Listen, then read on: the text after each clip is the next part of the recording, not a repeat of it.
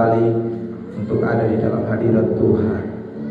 Kami sudah memuji, menyembah, mengagungkan Engkau ya Raja di atas segala raja.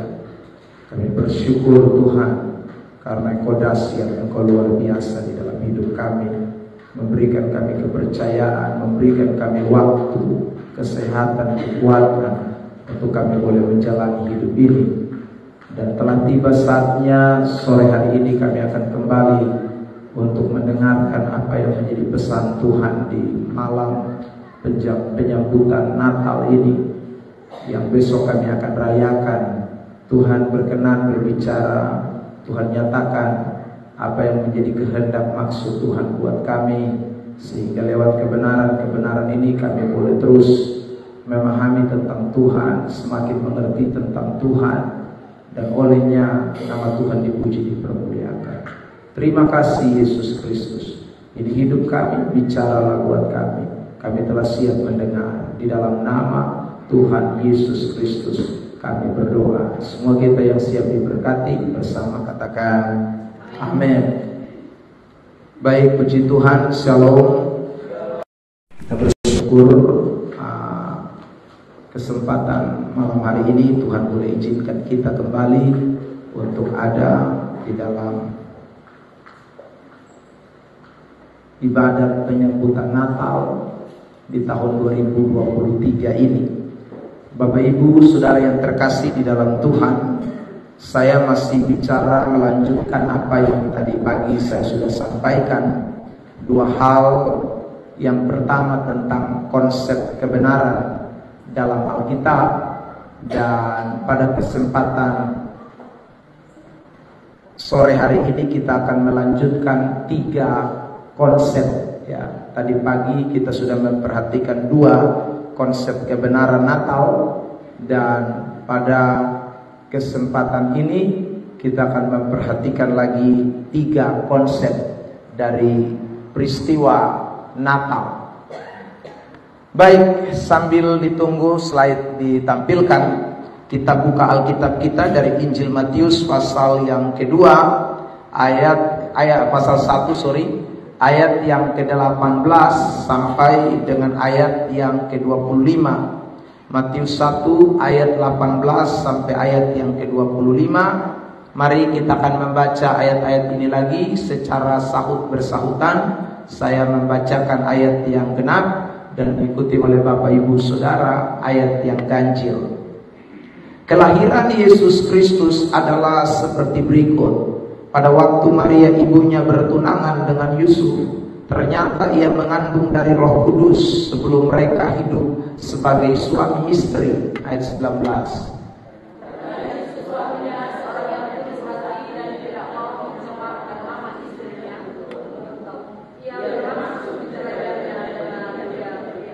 Tetapi ketika ia mempertimbangkan maksud itu, malaikat Tuhan nampak kepadanya dalam mimpi dan berkata, Yusuf anak Daud, janganlah engkau takut mengambil Maria sebagai istrimu, sebab anak yang di dalam kandungannya adalah dari Roh Kudus.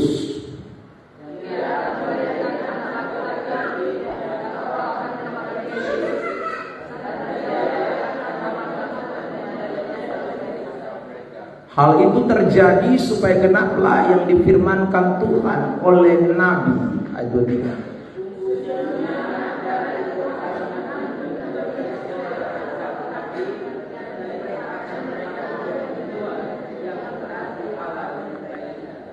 Sesudah bangun dari tidurnya, Yusuf berbuat seperti yang diperintahkan malaikat Tuhan itu kepadanya. Ia mengambil Maria sebagai istrinya.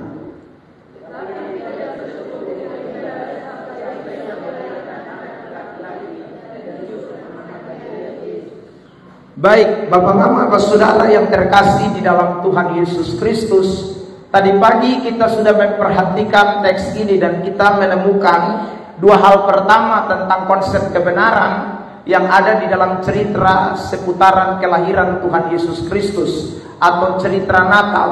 Yang pertama adalah tentang perkawinan Kristen. Lalu yang kedua, kita juga sudah belajar tentang pekerjaan Roh Kudus.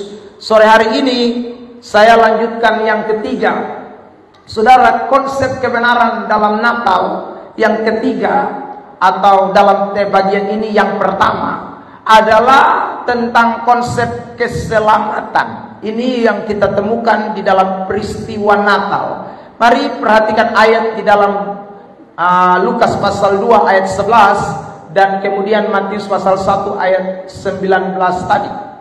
Ya, Lukas pasal 2 ayat 11. Hari ini telah lahir bagimu juru selamat, yaitu Kristus Tuhan di kota Daud. Hari ini telah lahir bagimu yaitu juru selamat, yaitu Kristus Tuhan di kota Daud. Ada kata juru selamat di sana. Sorry, ini salah ayat ya. Saya punya maksud bukan ayat 19. Minta maaf. Saya baca saja Matius pasal yang pertama. Dikatakan di dalam ayat yang ke 21 ya, ayat 21. Matius pasal 1 ayat 21. Ia akan melahirkan anak laki-laki dan engkau akan menamakan dia Yesus, karena dialah yang akan menyelamatkan umatnya dari dosa mereka. Jadi saudara yang terkasih, baik Matius pasal 1 ayat 21 dan Lukas pasal 1 ayat yang ke-11 mengatakan dengan jelas bahwa Yesus Kristus itu adalah juru selamat. Ayat yang ke-21 mengatakan dialah yang akan menyelamatkan umatnya dari dosa. Jadi saudara, berita Natal adalah berita keselamatan. Berita Natal adalah berita yang memberikan kepastian tentang keselamatan bagi semua manusia yang percaya kepada pribadi yang namanya Yesus Kristus Tuhan. Karena tidak ada pribadi yang lain yang bisa jadi juru selamat. Tidak ada penyelamat yang lain di dalam dunia ini. Saudara, saya selalu ulang-ulang mengatakan, di dunia ini boleh ada banyak agama, boleh ada banyak penyembahan, boleh ada banyak kepercayaan, boleh ada banyak pemimpin ini, pemimpin itu, agama ini, agama itu. Tetapi jelas tidak ada juru selamat yang lain.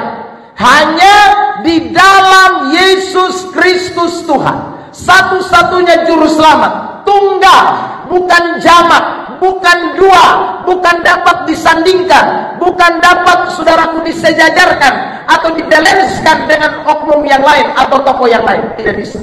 Jadi saudaraku, Natal ini adalah momen yang mengingatkan kepada kita semua bahwa satu-satunya penyelamat hidup, satu-satunya yang bisa menebus dosa, satu-satunya yang bisa membawa kita ke surga, hanya satu pribadi, dialah Tuhan Yesus Kristus. Ada amin? Saudara yang terkasih dalam Tuhan, ayat-ayat misalnya dalam Kisah 4 ayat 12 mengatakan dengan jelas, mari kita lihat, tidak ada nama lain di bawah kolong langit ini yang olehnya kita beroleh selamat, ya. Dan keselamatan tidak ada dalam siapapun juga, dikatakan, selain di dalam Dia, sebab di bawah kolong langit ini tidak ada nama lain yang diberikan kepada manusia yang olehnya kita dapat diselamatkan. Jadi saudara, jangan pernah mimpi di luar Kristus ada keselamatan. Tidak akan pernah ada, ya. Di luar Kristus tidak ada yang bisa selamat. Di luar Kristus tidak ada yang bisa masuk surga. Yohanes 14 ayat 6. Ini ayat terkenal buat kita. Perhatikan, saya bacakan lagi ini ayat. Yohanes 14 ayat 6. Kata Yesus kepadanya, akulah jalan dan kebenaran dan hidup. Tidak ada, garis bawah itu, seorang pun yang datang kepada Bapa kalau tidak melalui aku. Tidak ada. Itu kalimat bilang begitu. Ya saudara, tidak ada seorang bisa datang kepada Allah, tidak ada seorang bisa sampai kepada Bapa. Bapa yang dimaksud ini Allah itu. Maka kalau dia tidak melalui anak, siapakah dia? Yesus Kristus, saudara. Makanya ingatlah baik-baik, momen Natal ini sebenarnya momen fanatik, ya. Kenapa? Karena kita merayakan juru selamat yang datang buat kita semua. Ini momen di mana kita harus mengikrarkan iman kita. Momen di mana kita mau menyatakan kepada dunia bahwa tidak ada juru selamat lain selain Yesus Kristus. Ini perayaan yang sekali lagi mengingatkan kepada kita untuk memiliki keteguhan iman, untuk memiliki saudaraku keteguhan pengiringan di dalam Yesus Kristus, supaya tidak boleh geser, supaya tidak boleh pindah, supaya tidak boleh beranjak, supaya tidak boleh gampang dipengaruhi oleh penyembahan ini, oleh keyakinan ini yang mungkin mengatakan, oh dengan begini kita bisa selamat, dengan begitu kita bisa selamat. Saudara yang terkasih dalam Tuhan, tidak ada ayat di dalam Alkitab yang mengajarkan demikian. Karena Alkitab mengatakan dengan jelas, tidak ada seorang pun yang datang kepada Bapa kalau dia tidak melalui Yesus. Yesus satu-satunya juru selamat, Yesus satu-satunya penebus, Yesus satu-satunya yang membawa kita ke surga. Saudara yang terkasih dalam Tuhan, nah ini tidak boleh kita lupakan. Karena itu konsep keselamatan di dalam kekristenan, mari kita kembali ke slide kita. Konsep keselamatan di dalam kekristenan, saudara, ketika juru selamat itu datang ke dalam dunia ini, atau Yesus Kristus datang ke dalam dunia ini, maka konsep keselamatan di dalam Yesus itu selamat bukan karena perbuatan baik atau usaha manusia. Dengar baik-baik. Selamat di dalam penebusan Kristus atau keselamatan di dalam Yesus itu bukan karena buat baik, itu bukan karena usaha manusia. Saya selalu bilang, karena kalau mau buat baik, ada orang bisa lebih baik dari kita. Saudaraku, kalau mau usaha, ada banyak orang punya usaha untuk mencapai keselamatan. Tetapi adakah manusia di dunia ini yang sempurna, yang bisa berbuat baik tanpa ada yang tidak baik? Bisakah ada orang di dunia ini yang tidak pernah buat satu dosa saja, saudara? Atau tidak pernah buat setitik kecurangan saja? Saya rasa tidak ada. Semua orang mau sebaik-baiknya, tetap ada tidak baiknya. Kok saudara yang terkasih, karena itu Alkitab berkata begini, bahkan kebenaran manusia itu seperti kain kotor di hadapan Allah. Kebenaran kita saja dikatakan seperti kain kotor. Apalagi kita punya kesalahan, apalagi kita punya kejelekan, apalagi kita punya dosa, saudaraku, perbuatan yang tidak menyenangkan, itu lebih lagi. Maka keselamatan tidak bisa datang karena perbuatan baik. Dan Tuhan tahu saudara dan saya tidak mungkin bisa buat baik. Saudara dan saya tidak mungkin bisa sempurna dalam melakukan kebaikan. Karena dia tahu kita tidak bisa sempurna, Natal terjadi. Yesus datang ke dalam dunia ini supaya kita yang tidak bisa berbuat baik, oleh karena dia, oleh karena penebusan Kristus, oleh karena kehadiran Yesus Kristus, dia menggantikan kita. Dia yang menanggung semua dosa kita, dia yang menanggung semua kesalahan kita, kenajisan kita, supaya saudara dan saya, olehnya kita beroleh selamat. Ada amin? Saudara yang terkasih dalam Tuhan. Nah, ini konsep dalam kekristenan ini. Mari kita lihatin ayat ini. Efesus 2 ayat 8 dan ayat 9. Jemaat, mari kita baca ayat ini bersama. 1, 2, 3. Ayat 9.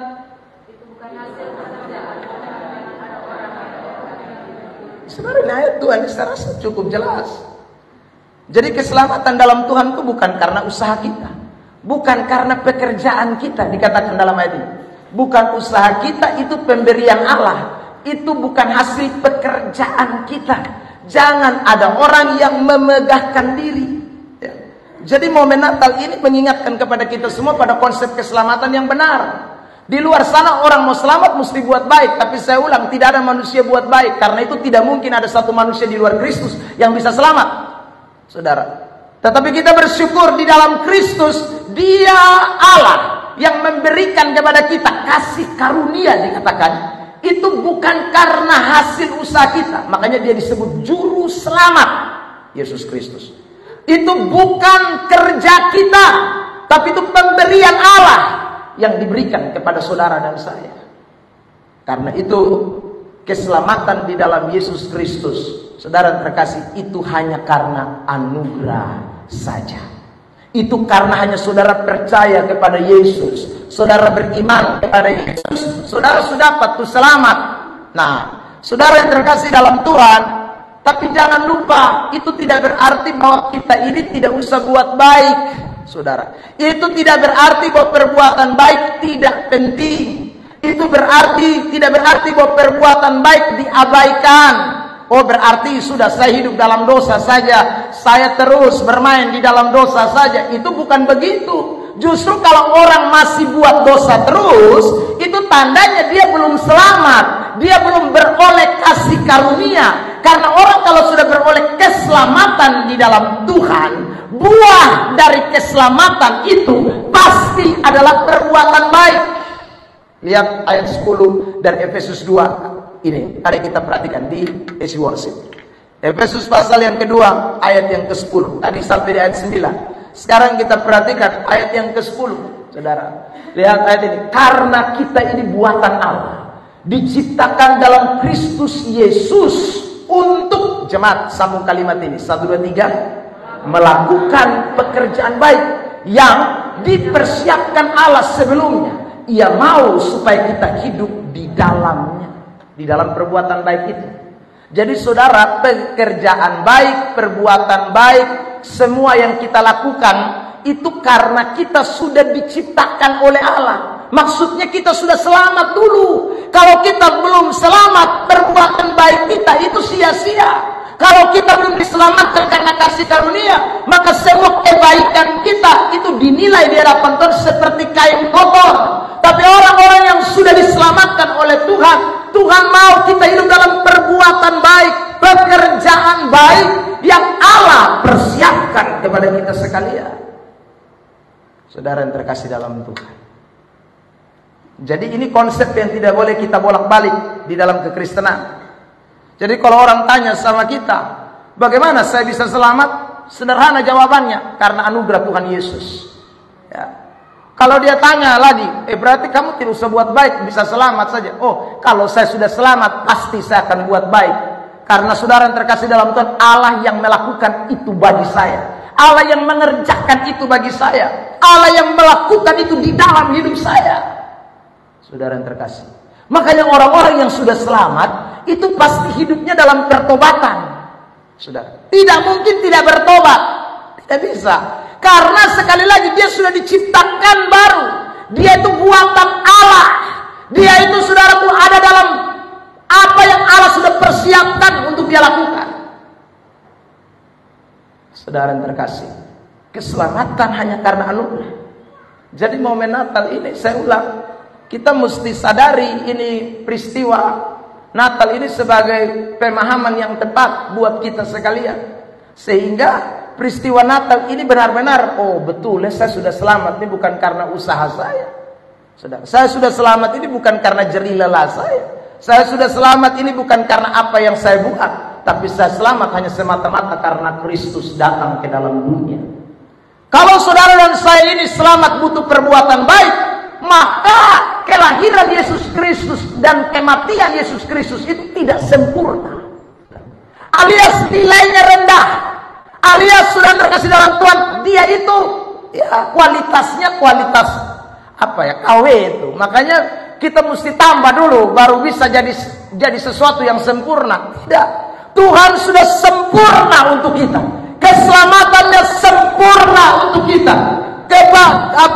Penebusannya sempurna untuk kita. Tidak perlu tambah apa-apa.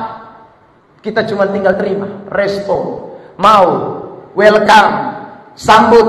Saudara yang terkasih dalam Tuhan, maka keselamatan itu diberikan kepada kita sekalian. Ada amin? Roma pasal 10. Mari kita lihat mulai ayat yang ke-9. Kitab Roma pasal yang ke-10 ayat yang ke-9. Mari kita perhatikan ini teks. Saya mau membacakan ini ayat buat kita. Oke.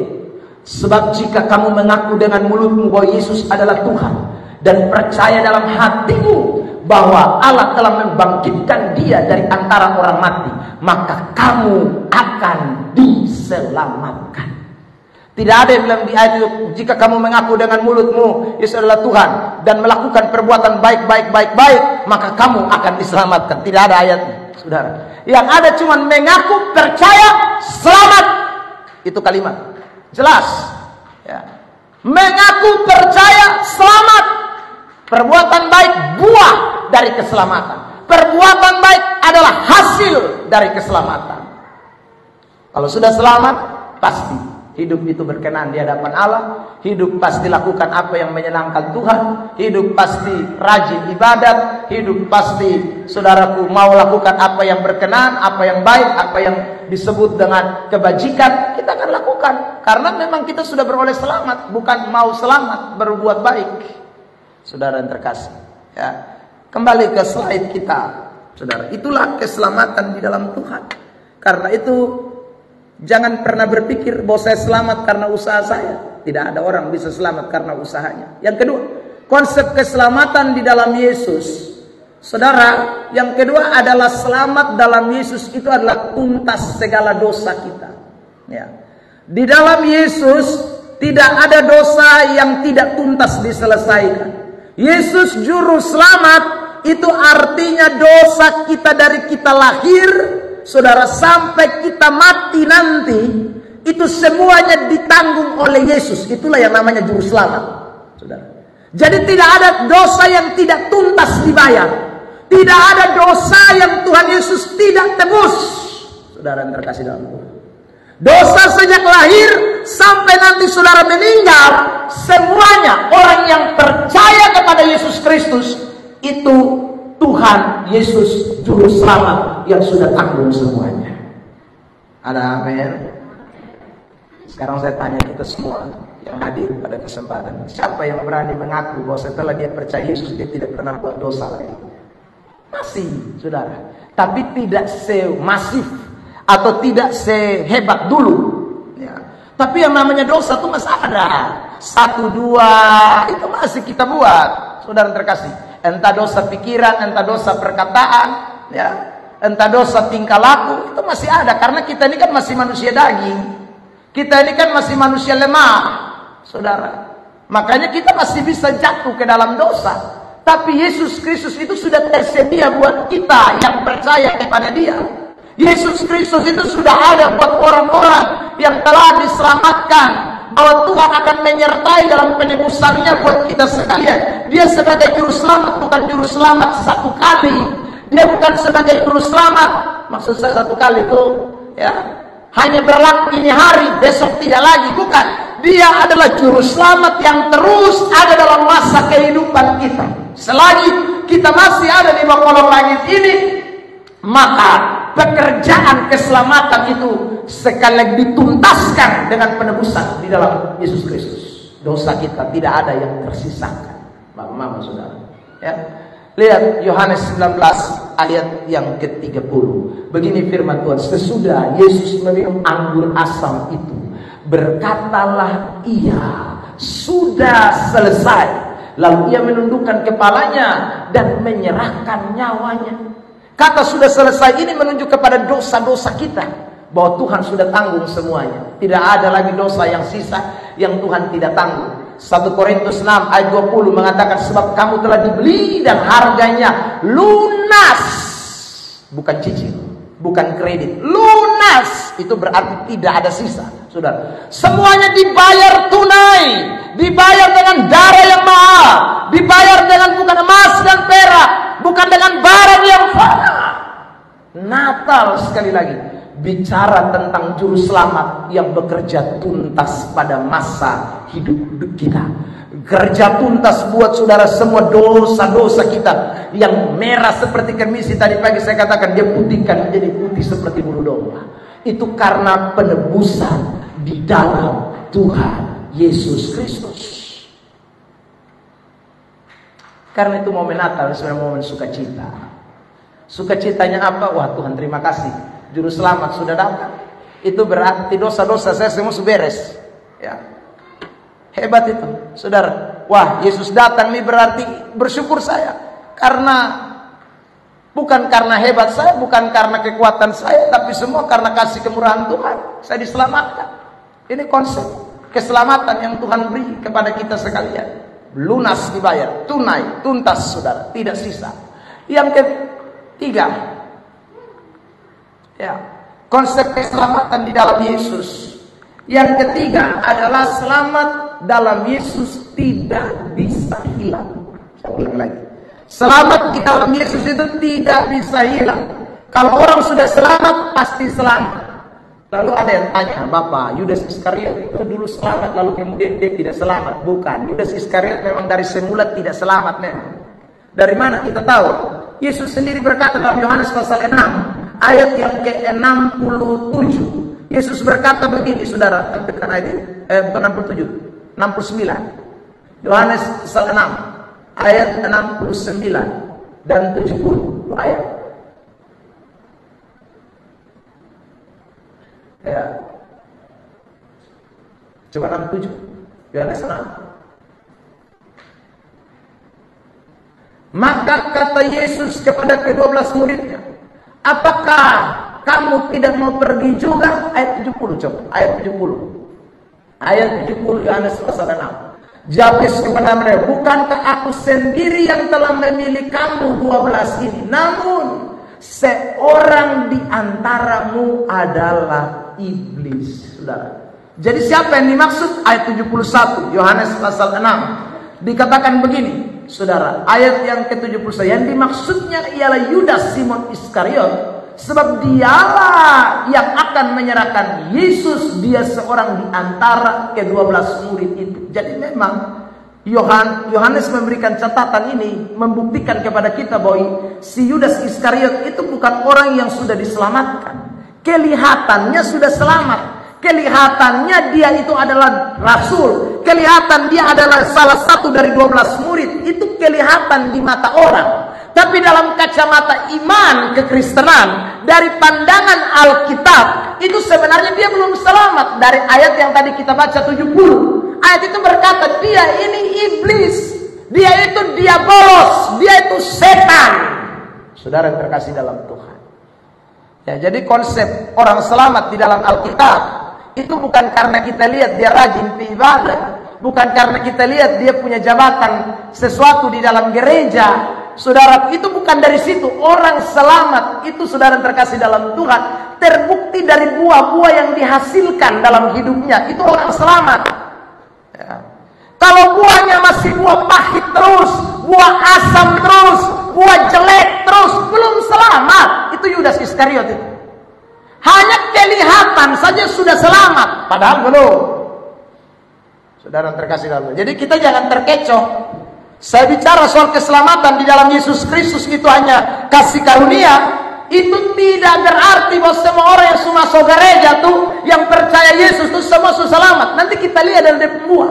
Karena orang kalau selamat buahnya ada, perbuatan baiknya ada, pekerjaan baiknya ada, pasti keluar. Tapi kalau sudah selamat tidak ada pekerjaan baik, itu omong kosong, dia belum selamat.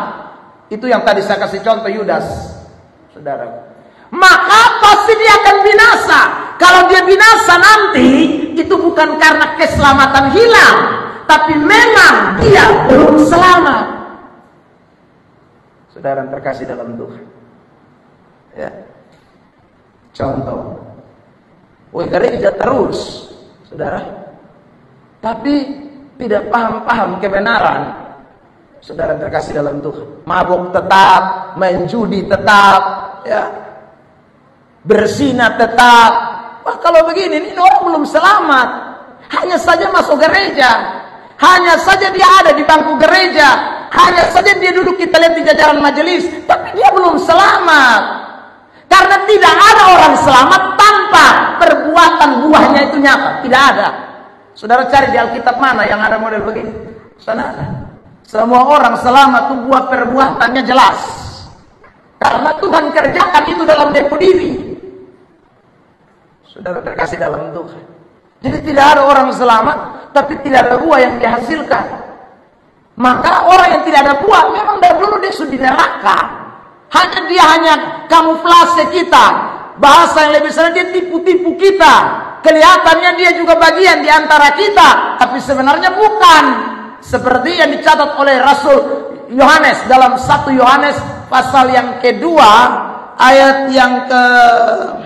Sabar, saya ingat itu ayat 9, coba 1 Yohanes pasal 2. Saudara yang terkasih dalam Tuhan. Jadi ada orang-orang modelnya seperti itu. Kita kadang-kadang terkecoh. Kita pikir, wah dia anak terang. Kita pikir dia juga orang Kristen. Kita pikir dia juga selamat, padahal tidak. Sorry, ayat yang ke-19 maksud saya. Ayat 19. 1 Yohanes 2 ayat 19. Perhatikan teks ini. Memang mereka berasal dari antara kita, tapi mereka tidak sungguh-sungguh termasuk pada kita. Sebab jika mereka sungguh-sungguh termasuk pada kita, niscaya mereka tetap bersama-sama dengan kita. Mana mungkin dong tidak tetap bersama-sama dengan kita? Niscaya. Kalau mereka sungguh-sungguh. Karena mereka tidak sungguh-sungguh. Makanya sudah terkasih dalam Tuhan itu ayat bilang. Tapi hal itu terjadi supaya menjadi nyata. Bahwa tidak semua mereka sungguh-sungguh termasuk pada kita. Jadi saudara, dengar baik-baik. Orang Kristen yang anti Kristus tuh, sebenarnya orang-orang Kristen yang tidak bertobat, itu tuh anti Kristus. Pi gereja tapi tidak bertobat. Pi gereja tapi terus hidup dalam kegelapan. Pi gereja tapi terus hidup dalam dosa. Itu anti Kristus. Saudara yang terkasih dalam Tuhan, itu anti Kristus. Dia belum selamat. Dia Yudas. Saudara yang terkasih, ya. Makanya ingatlah baik-baik. Anak-anak Tuhan, kalau Anda dan saya betul-betul diselamatkan oleh Yesus, ya. Kalau Anda dan saya betul-betul jadi orang yang sudah terima Tuhan, pasti tidak bisa tidak. Karena keselamatan itu tidak bisa hilang datang. Itu namanya bermain gila deh nama. Saudara terkasih dalam Tuhan, coba kita lihat kembali ke slide. Saya tunjukkan ayat bahwa memang tidak keselamatan tidak bisa hilang. Perhatikan, kita kembali ke slide kita di PowerPoint. Saudara, kenapa keselamatan dalam Yesus tidak bisa hilang? Ini Yesus sendiri bicara ya. Yohanes 3 ayat 16, ayat terkenal. Bapak lama bacain ayat 1, 2, 3.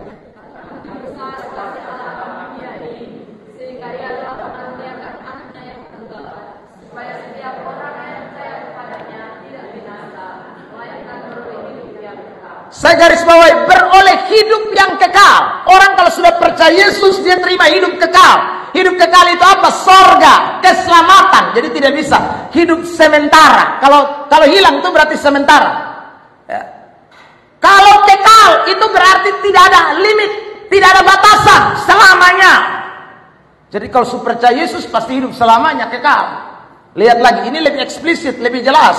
Yohanes pasal 10, 28, 29. Jemaat, 1, 2, 3. Dan aku memberikan hidup yang kekal kepada mereka, dan mereka pasti sampai selama-lamanya. Jadi dari mana keselamatan bisa hilang? Tidak ada bisa. Dan seorang pun tidak akan merebut mereka dari tanganku. Orang-orang sudah diselamatkan Tuhan. Oh Tuhan, jaga mati. Saudara terkasih dalam Tuhan, Tuhan pelihara, Tuhan jaga, tidak ada yang bisa rebut. Saudara, 29, saudaraku, 1, 2, 3. Bapakku yang memberikan mereka kepadaku lebih besar daripada siapapun, dan seorang pun tidak dapat merebut mereka dari tangan Bapa. Tidak ada yang bisa rebut. Jadi kalau kita sudah selamat, tidak mungkin keselamatan itu hilang. Dengar baik-baik ya. Kalau ada orang Kristen di neraka, dia sebenarnya dari awal belum selamat. Hanya saja kita lihat putar balik ya. Kita hanya ditipu-tipu saja. Dia pakai topeng kemunafikan, sehingga kita pikir dia orang selamat, padahal sebenarnya dia belum selamat. Kalau ada pendeta di neraka, saudara dengar baik-baik, itu sebenarnya pendeta yang belum diselamatkan. Kalau ada majelis di neraka, itu majelis yang belum diselamatkan. Kalau ada rasul di neraka, itu rasul yang belum diselamatkan. Karena orang kalau sudah diselamatkan, keselamatan tidak bisa hilang dari dalam hidupnya. Ini tepuk tangan terbaik buat Tuhan Yesus. Ini Alkitab. Makanya saudara yang terkasih dalam Tuhan, hiduplah jadi Kristen sungguh-sungguh, jangan Kristen main gila. Ya. Momen Natal ini mengingatkan kepada kita semua di malam menyambut Natal ini. Saudara, kita semua mesti ingat supaya hidup kita setiap hari. Aduh Tuhan, saya mau sungguh-sungguh dengan Tuhan. Saya tidak mau jadi Kristen main-main. Ya. Saya mau terima keselamatan dari Tuhan yang cuma-cuma itu. Saya tidak mau tidak terima itu kasih karunia Allah. Saudara. Itulah keselamatan di dalam Yesus. Ya. Jadi itu konsep kebenaran di dalam Alkitab tentang konsep keselamatan. Saya ulang, keselamatan tidak bisa hilang. Keselamatan itu tuntas dosa kita mulai dari dulu kala sampai kita mati dia bayar lunas, saudara. Ya, konsep keselamatan di dalam Kristus Yesus itu satu-satunya, tidak ada duanya, dan sekali lagi bukan karena perbuatan baik, bukan karena hasil usaha kita, tapi semata-mata hanya karena kasih karunia Allah. Itu konsep keselamatan di dalam juru selamat yang namanya Yesus Kristus. Kalau ini tiga kebenaran belum ada, saya ingin tekankan di penghujung dari konsep pertama ini dalam khotbah saya. Saudara dengar baik-baik, kalau Anda belum terima ini tiga, itu tandanya Anda masih di luar garis. Saudara, belum ada di dalam garis keselamatan. Kalau sampai hari ini kita masih upaya mau baik supaya mau selamat, tidak akan pernah bisa. Atau saudara dan saya masih berpikir bahwa saya main gila saja, tidak usah bertobat sungguh-sungguh. Anda dan saya belum jadi orang yang diselamatkan. Karena orang diselamatkan, dia tahu kasih karunia Allah, dia tahu bahwa hasil dari kasih karunia itu dia pasti melakukan yang namanya perbuatan baik untuk kemuliaan bagi nama Allah. Kedua, konsep apa yang Allah sedang bicarakan di dalam Natal ini, kebenaran ini? Saudara, yang kedua atau yang keempat dari pembahasan kita tadi pagi, konsep Immanuel. Mari kita perhatikan ayat 23. 1, 2, 3. Sesungguhnya anak darah itu akan mengandung dan melahirkan seorang anak laki-laki, dan mereka akan menamakan dia, yang berarti Wisneno Nokankit. Nah, Allah menyertai kita itu orang dalam bilang Wisneno Nokankit. Kemarin dalam ibadah terutama Pendeta John Adu Singgu, kita baru datang dari El Tari, kita sudah lihat itu. Ya, slogan Wisneno Nokankit. Allah menyertai kita. Tuhan Yesus menyertai kita. Saudara yang terkasih dalam Tuhan, ini slogan yang baik, ini slogan yang luar biasa, ini slogan yang betul-betul rohani. Saudara yang terkasih dalam Tuhan. Tapi pertanyaannya, apakah slogan ini jadi kebenaran yang terkonsep di dalam hidup kita? Atau hanya sekedar sebuah slogan yang tertempel untuk dibaca dan menarik? Setiap Natal Anda dan saya kembali digaungkan, diingatkan dengan saudaraku pesan ini, Immanuel, yang berarti Allah menyertai kita. Setiap Natal saudara dan saya membaca teks ini, Immanuel, yang berarti Allah menyertai kita. Tapi saya ulang, apakah ayat ini atau kalimat ini cuma hanya jadi sekedar sebuah slogan semata, tanpa betul-betul memahami prinsip konsep mendasar di dalam kebenaran yang Alkitab mau seberangkan buat kita? Maka percuma saja itu Wisneno Nokankit. Saudara terkasih dalam Tuhan, percuma itu slogan, percuma ini kalimat Immanuel, percuma kalau saudara dan saya tidak mendapatkan maknanya, prinsipnya di dalam hidup kekristenan kita. Nah, apa saja konsep dari Immanuel itu atau Wisneno Nokankit, Allah menyertai kita? Konsep yang pertama yang kita mesti tahu dari kata Allah menyertai kita, itu artinya Allah ada dalam kuasa yang tidak berubah untuk kehidupan kita selama-lamanya. Jadi Allah yang dulu itu sama dengan Allah yang sekarang. Allah yang ada pada zaman Abraham, Allah yang ada pada Ishak dan Yakub, Allah yang ada pada zaman para rasul, Allah yang ada pada zaman gereja mula-mula, Allah yang ada pada zaman saudaraku para bapak-bapak gereja, sampai hari ini Allah itu adalah Allah yang sama, yang kuasanya tidak berubah. Dia Immanuel, Allah yang beserta kita, tidak pernah meninggalkan saudara dan saya. Dia ada dalam seluruh musim kehidupan kita. Amin. Ini tidak boleh dilupakan di momen Natal, saudara yang terkasih dalam Tuhan. Kalau kita baca ini teks tadi, ya, kalimat ini muncul saat Maria dan Yusuf sedang ada di dalam posisi masalah. Ya. Masalahnya apa? Masalahnya tadi pagi saya sudah jelaskan. Ini baru pertunangan, kok tiba-tiba Maria hamil, saudara. Itu masalah. Tapi di tengah-tengah peliknya masalah, di tengah-tengah, saudaraku, persoalan yang dihadapi oleh Yusuf dan Maria, tiba-tiba malaikat Tuhan datang dan kasih tahu sama mereka berdua, ingat, anak yang ada dalam kandunganmu yang akan dilahirkan itu dia punya nama Immanuel, yang artinya Allah menyertai kita.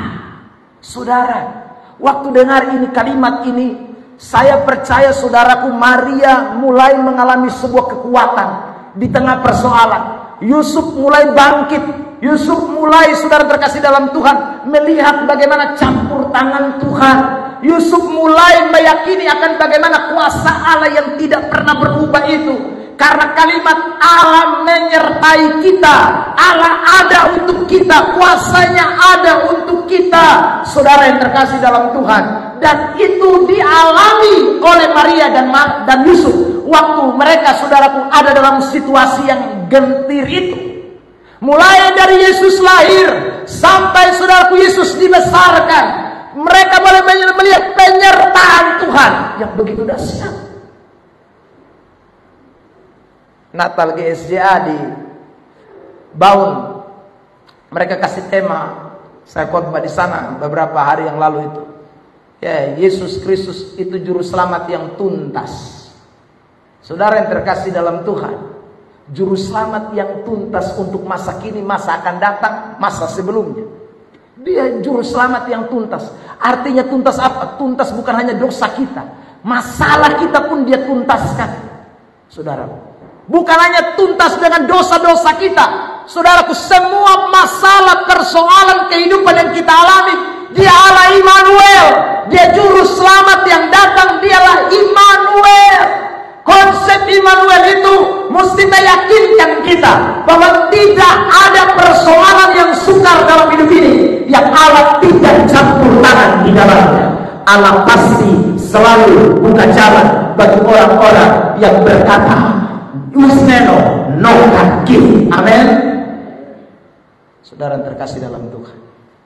Jadi masalah apa yang kita sedang hadapi hari-hari ini yang Tuhan tidak bisa selesaikan? Saudara mesti ingat di momen Natal ini, konsep Immanuel ini tidak boleh terlupakan dalam hidup saudara. Jadi kalau ada masalah, ingat Immanuel, yang artinya Allah menyertai kita. Kalau ada dalam situasi-situasi pelik, sulit, ingat Immanuel.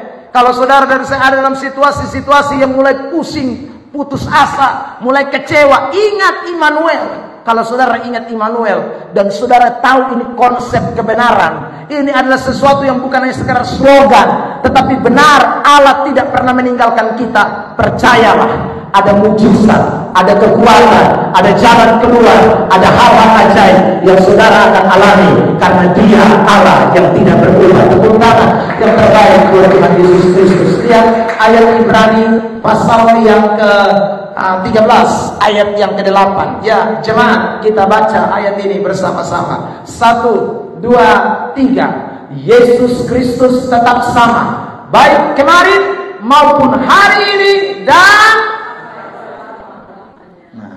jadi jangan lupa, sama kemarin, hari ini, selama-lamanya. Jadi Tuhan Yesus tidak berubah.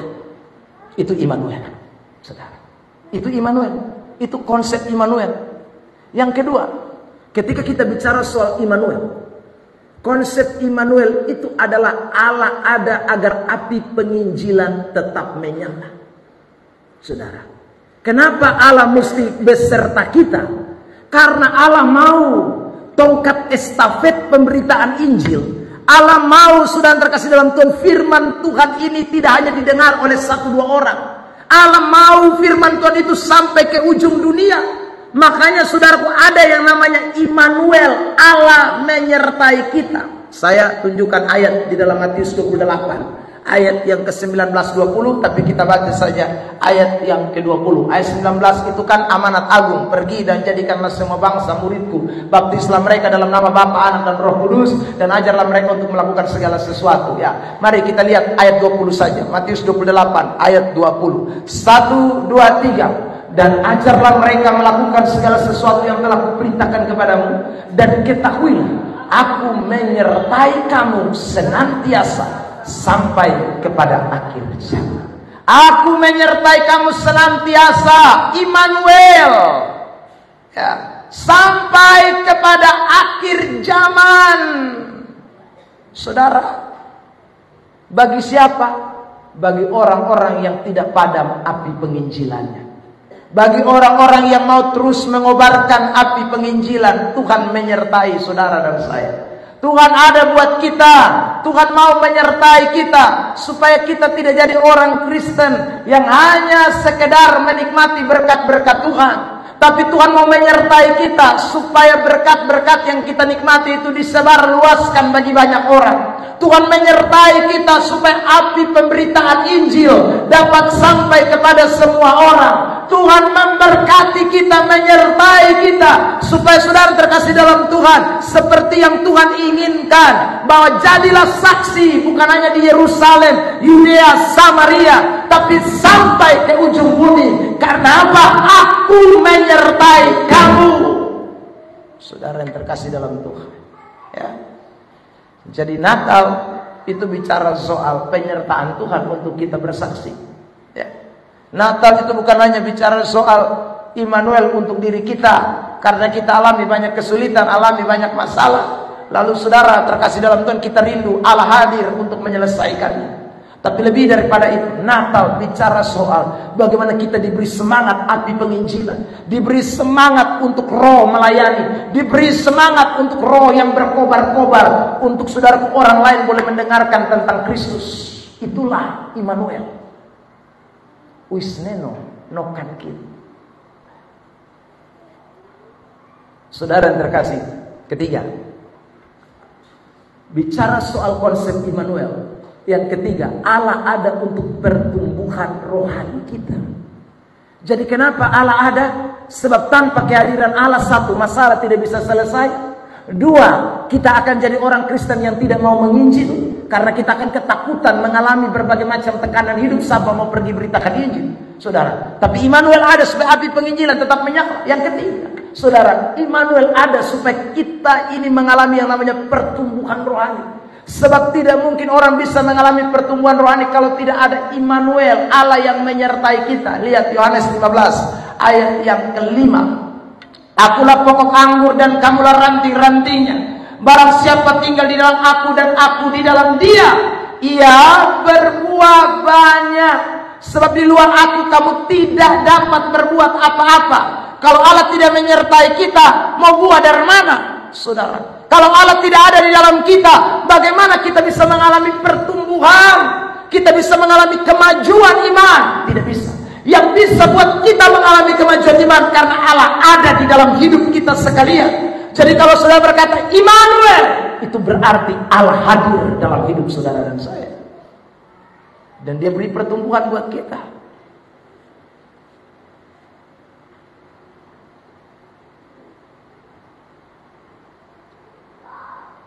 Pendeta John Ado mengatakan, saya suka dengar waktu khotbah, ya, hal-hal praktis, tapi memang kenyataan. Itu soal. Itu menunjukkan bahwa iman kita sebenarnya tidak bertumbuh. Ya, Bapak John bilang, kenapa orang Kristen masih rayakan 3 hari, 7 hari, 40 hari, 100 hari, bahkan sampai ulang tahun orang mati.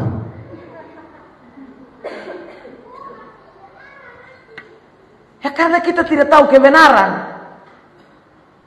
Tidak ada ayat yang ajarkan itu, tapi kita buat. Karena kita tidak tahu kebenaran. Saudara, itu menunjukkan bahwa pertumbuhan rohani kita kan nol. Pertumbuhan rohani kita kan stuck. Sekian lama ikut Tuhan, sekian lama jadi orang Kristen, tapi ternyata wisneno nokan kit itu tidak ada. Orang kalau wisneno nokan kit, orang kalau mengalami namanya Immanuel, Allah menyertai kita, rohaninya maju. Tambah hari rohaninya bertumbuh, tambah hari rohaninya mengerti. Saudara yang terkasih dalam Tuhan, bahkan Bapak John kesaksian di Bapak meninggal, lalu kemudian nenek-nenek tua dong, orang-orang tua dong, saudara, ini siram terigu di atas tempat tidur. Waktu itu Bapak John masih kelas 5 SR. Ya. Lalu dong panggil, John, datang. Ini nanti lu Bapak sebentar datang. Ya saudara. Lalu Bapak John bilang, kok bisa dia datang? Iya, nanti kau tolong lihat, dia pembekas kaki ada di sini. Ya saudara. Jadi dong taruh terigu itu kalau nanti datang, saudara katanya bekas kakinya nanti ada kelihatan. Ya. Saudara, lalu kemudian beberapa jam kemudian dong panggil, John, mari teh Bapak sudah datang. Lalu Pak John pergi, saudara. Pak John tanya, mana Bapak datang? Itu tuh dia bekas kaki. Bapak John bilang, padahal kakar lakung kaki dong. Ya saudara, tapi dong pikir itu betul. Lah, jangankan itu, saudara. Hari-hari ini, seakan tanggal 24 ini surame di kuburan sana. Rame di kuburan. Saudaraku yang terkasih dalam itu bukti apa bahwa Anda tidak mengalami pertumbuhan rohani? Kenapa tidak tanggal kemarin 21? Kau harus 24. Ayat apa yang ada ngomong begitu? Kenapa tidak bulan September? Tidak bulan Oktober? Kau harus bulan Desember tanggal 24. Saudara yang terkasih dalam Tuhan. Itu membuktikan bahwa wisneno no kan kit. Sudah campur bahasa Inggris. Wisneno no kan kit itu. Allah kalau ada tuh tambah hari tambah mengerti kebenaran. Hidup tambah hari tambah tahu. Ya sudah, buat apa-apa tidak buat sembarangan. Buat apa-apa buat dalam pemahaman. Itu karena ada konsep kebenaran Alkitab yang kita pegang. Saudara terkasih dalam Tuhan. Sehingga bagi saya mau ngomong. Saudara terkasih dalam Tuhan. Tanggal 24 ini hari bersukacitanya setan. Loh iya. Karena semua kuburan lampu menyala. Setan bilang, hore kita biasa digelap, sekarang kita terang. Saudara terkasih dalam Tuhan. Jadi orang Kristen tuh, ya tambah hari itu belajar kebenaran, tambah dengar khotbah, mesti tahulah. Saudara terkasih dalam Tuhan. Orang kalau ada dalam Yesus, tuh Yesus kasih pertemuan dalam depu hidup, itu Immanuel itu Allah beserta kita. Masih ada. Bahkan saudara saya dengar, ya, saya dengar ada yang cerita di saya, bapak-bapak, pas bapak hari kematian, ya, mama bilang begini, ini hari bapak hari kematian, lu sana ingat, cepat dibakar lilin teh bapak ini hari ulang tahun yang ketiga, ya sudah, sumati ke ulang tahun apa lagi? Saudara terkasih dalam Tuhan. Aduh kasihan ya, kadang-kadang kita pikir kali lagi ya. Ya mau bilang apa lagi, itulah kerohanian orang-orang Kristen yang kadang-kadang tidak mau sungguh-sungguh ada di dalam Tuhan. Makanya Yesus kasih seruan ini. Aku dan biarlah firmanku di dalam kamu dan aku diam di dalam kamu. Saudara, Tuhan mau tinggal dalam kita hidup. Tapi kadang-kadang kita yang tidak mau. Sehingga kita jalan buntu. Kita tidak maju dalam kerohanian. Kita tambah terpuruk dalam kerohanian. Sudah, Tuhan semua datang. Ya. Nah kalau kita Tuhan datang dalam keadaan yang tidak bertumbuh rohani, saudara akan jadi gereja tertinggal. Karena di momen Natal ini konsep kebenaran ini tidak boleh kita lupakan. Allahku adalah Allah Immanuel. Allah Immanuel artinya Allah ada dalam semua masalah hidupku. Dia tidak pernah berubah. Allah Immanuel, saudara terkasih dalam Tuhan. Dia adalah Allah yang luar biasa, yang bekerja di dalam hidup kita, membawa kita dari hari ke hari terus mengalami pertumbuhan iman, bukan kemunduran iman. Tambah hari tambah maju. Allah Immanuel, Allah yang menyertai kita untuk beritakan Injil, bersaksi kepada banyak orang. Itu karena Dia adalah Allah Immanuel. Konsep kebenaran yang terakhir, yang ketiga, saya janji ketiga. Konsep penggenapan firman Tuhan. Saudara yang terkasih dalam Tuhan, kalau kita membaca skenario tentang peristiwa kelahiran Tuhan Yesus ini, kita bisa geleng-geleng kepala. Kenapa? Saya katakan kita bisa geleng-geleng kepala. Tidak ada satupun yang tidak persis. Padahal nubuatan tentang kelahiran Tuhan Yesus itu dinubuatkan 750 tahun sebelum Yesus datang. Saudara terkasih dalam Tuhan, para nabi sudah ngomong, Yesaya, Mika, segala macam, menubuatkan tentang kelahiran Tuhan Yesus. Pokoknya semuanya mesti begini, mesti begitu, saudaraku. Pada tahun ini, pada saat begini, musim begini, semua itu dinubuatkan dengan begitu terperinci. Dan itu Tuhan kendalikan, seperti Tuhan itu betul-betul sutradara yang bermain di balik cerita ini. Konsep penggenapan firman Allah kita temukan dalam kebenaran Natal. Nah, saudara, saya bayangkan begini. Kalau yang 750 tahun dinubuatkan saja, toh digenapi. Lebih lampau lagi, bukan 750 tahun sebelum kedatangan Tuhan Yesus Kristus. Tetapi saudaraku, jauh sebelum Kejadian pasal 3 ayat 15 sudah ada nubuatan tentang lahirnya keturunan dari perempuan itu yang akan merebutkan kepala si iblis. Dan itu tidak lain adalah bicara tentang Yesus Kristus. Ribuan tahun, saudara, sebelum Yesus ada, nubuatan itu sudah ada. Tapi tidak ada satu nubuatan di dalam Alkitab yang meleset. Lihat Matius pasal 1 ayat 22. Mari kita baca ini ayat 1, 2, 3. Hal itu terjadi supaya genaplah yang difirmankan Tuhan oleh nabi. Saudara, konsep penggenapan firman Tuhan itu memberitahu kepada kita dua hal. Yang pertama adalah selalu tepat atau pas waktunya. Tuhan itu selalu bekerja pas waktu. Tidak pernah bilang tidak pas waktu. Kalau pas waktu, firman genap.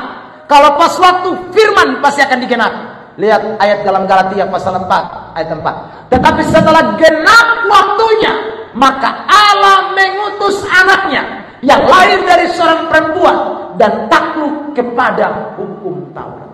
Jadi kalau pas waktu, saudara yang bisa tarik, saudara yang bisa hela, saudara yang bisa kas mundur, saudara yang bisa bilang kasih berhenti, saudara bisa. Kalau pas waktu, pasti itu firman Tuhan akan digenapi. Saudara terkasih dalam Tuhan. Jadi kalau kita dengar firman, aminkan saja. Karena Tuhan itu selalu punya timing buat saudara dan saya untuk melihat penggenapan firman Allah. Kalau belum genap, Anda dan saya mau karmana pun tidak akan pernah terjadi. Anda mau doa puasa, Anda mau model jungkir balik pun, kalau belum sampai ke waktu, saya bisa. Ya. Coba lihat ini ayat lain, saya bandingkan dengan Yeremia pasal yang ke-29 ayat yang ke-10. Yeremia pasal 29 ayat 10. Perhatikan, sebab inilah firman Tuhan, apabila telah genap 70 tahun bagi Babel, barulah aku memperhatikan kamu. Aku akan menepati janjiku itu atau firmanku itu kepadamu dengan mengembalikan kamu ke tempat ini. Jadi Tuhan bilang tunggu 70 tahun. Memang beta sudah janji. Memang beta suka tahu firman. Bahwa beta akan buat bosong jadi begini.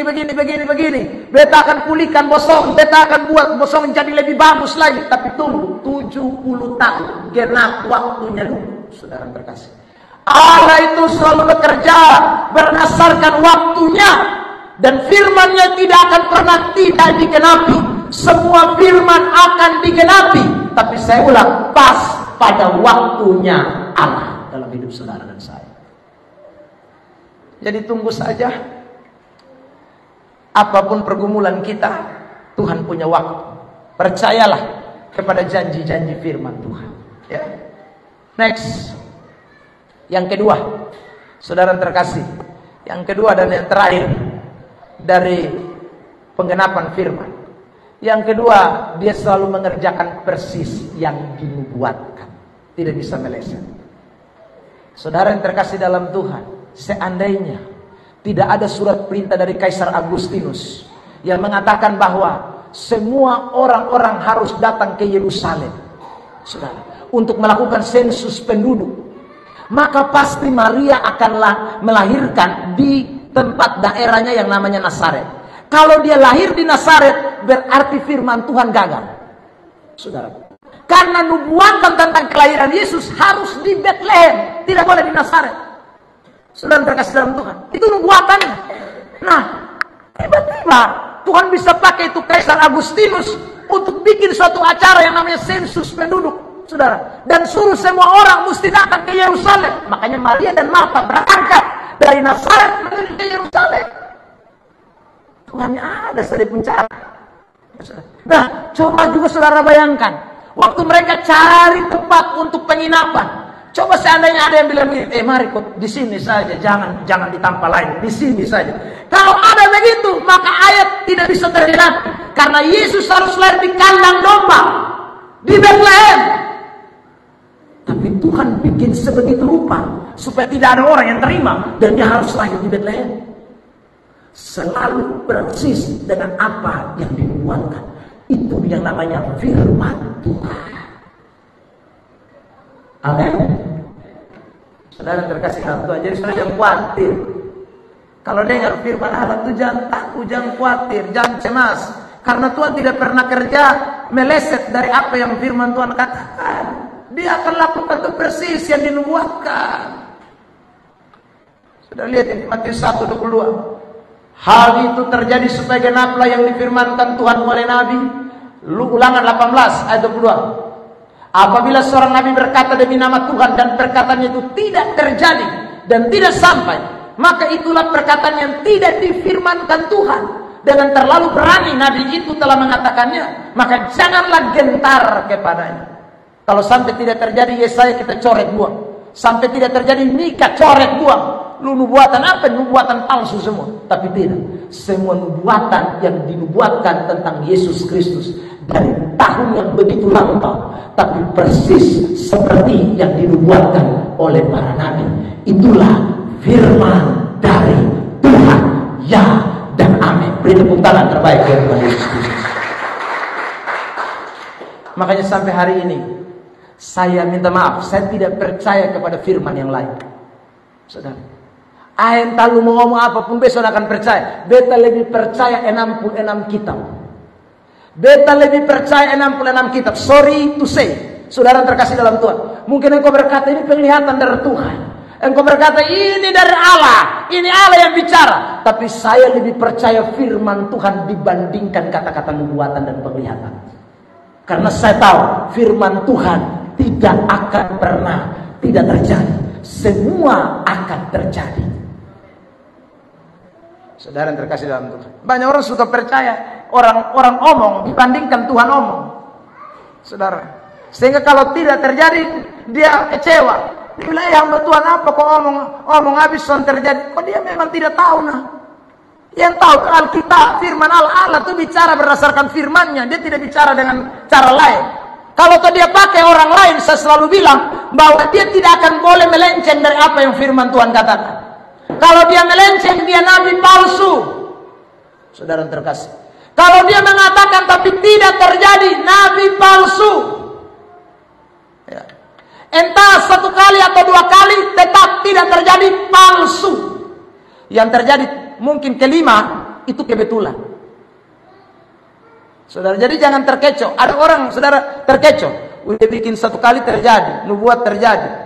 Lalu kemudian saudara yang kedua tidak terjadi, dia bilang, tidak apa-apa, kan satu terjadi.